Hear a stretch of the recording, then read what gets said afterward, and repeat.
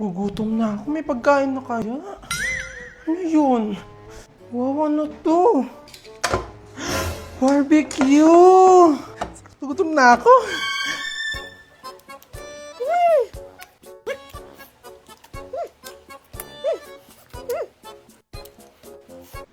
Lambot.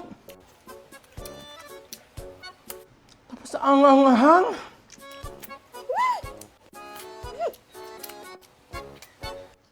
Nak, makikitabi nga ako ng barbecue ko dyan sa lamesa.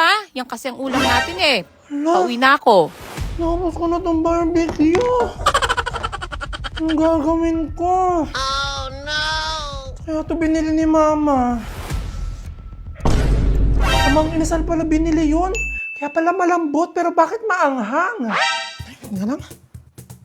Meron na palang ganito ang mang inasal. Spicy pork barbecue. Alexis! Asan yung mga barbecue pinatabi ko sa'yo?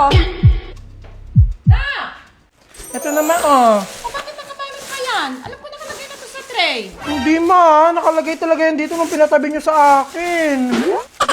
At kahit nga nakakain na ako, kakain nga ako ulit dahil nga sobrang nga talaga ako nasarapan nga dito sa bagong spicy pork barbecue nga ng Mang Inasal. At talagang iba nga yung tama nga sa akin ng spicy pork barbecue nga na to kasi kahit nga maanghang siya, talagang tuloy-tuloy ko pa rin siya kinakain ng kinakain. Ramdam na ramdam mo nga kasi yung pagka-juicy lambot nga nitong spicy pork barbecue nga na to, tapos yung anghang niya talagang mapapaanghang sarap ka. At for as low 109 pesos ay matitikman mo na nga itong juicy lambot at anghang sarap nga nitong Mang Inasal spicy pork barbecue hanggang January 15, 2026.